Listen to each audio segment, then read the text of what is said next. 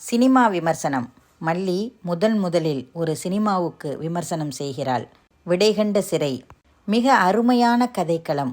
திரைக்கதையாகட்டும், ஒவ்வொருவரின் நடிப்புகளாகட்டும், இசையாகட்டும், சிறு சிறு வசனங்களாகட்டும் மிக மிக தத்ரூபமாய் எளிய நடையில் மிக சிறப்பான முறையில் ஒரு சாராரின் பல்லாண்டுகால வேதனைகளையும் கஷ்டத்தையும் துயரத்தையும் கொடுமையையும் எந்த ஆரவாரமுமின்றி மிகைப்படுத்தப்படாத திரைக்கதையோடு கூடிய வசனங்களால் கட்டமைப்போடு காட்சியமைக்கப்பட்டு இஸ்லாமியர்கள் கைதானால் என்ன மாதிரியான கேவலத்திற்கும் அவமானத்திற்கும் ஆளாக்கப்படுவான் என்பதையும் காலம் காலமாக விசாரணை கைதிகளாகவே இன்றளவும் கிடத்தப்பட்டு கிடப்பில் போடப்பட்டுள்ள மாபாதக செயல்களையும் அச்சில் வார்த்தது போல் தெள்ளத் தெளிவாக சாமானிய மக்களுக்குமே புரியும்படி பொட்டிலடித்தாற்போல் வெளிவந்திருக்கும் படம் இல்லை இஸ்லாமிய கைதியின் வாழ்க்கை வரலாறுதான் இந்த சிறை.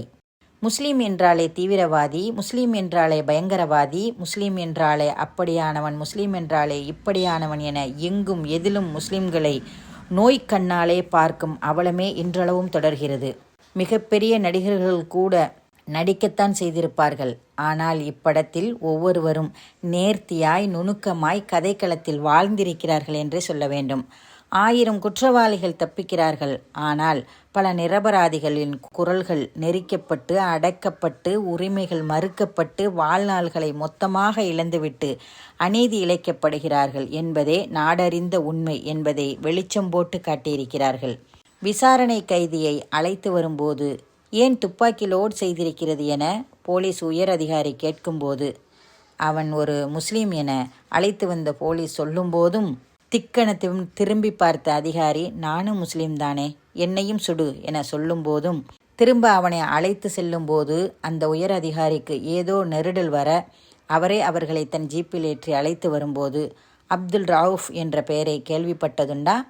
இதே பெயர் கொன்ற அப்துல் ரவுஃப் தான் ஈழத்தமிழர்களுக்காக முதலில் தீக்குளித்தவர் என சொல்லும் போதும் இந்தியாவில் மட்டுமல்ல, தமிழ்நாட்டில் இருக்கும் அரசு அலுவலகங்கள், ஆஸ்பத்திரிகள், பொது இடங்களில் இந்துக்களுக்கு கோயில், வணங்க தனி இடம், எங்கு வேணாலும் எப்படி வேணாலும் வழங்கலாம் என்ற சலுகையும் இருக்கும்போது மதசார்பற்ற இந்நாட்டில் மற்ற மதத்தவர்கள் எங்கும் எப்போதும் தங்கள் இறைவனை தொழவோ வணங்கவோ அனுமதி மறுக்கப்பட்ட அவல நிலையை மிக அப்பட்டமாக காட்சியாக்கியிருப்பதும் திரைக்கதை அமைத்தவருக்கு நெஞ்சை நிமிர்த்தி ஒரு சலாம் போட வைத்தது. இன்றைய சினிமாக்களின் அவலம் சிறு வயதிலேயே கற்றுக் கொடுக்கப்படுகிறது. ரவுடியிசத்தையும் கொலை கொள்ளையையும் கஞ்சா குடி போதைகளையும் கெட்டு சீரலையும் விபச்சாரத்தையும் ஊக்குவிக்கும் கேவலமான தரம்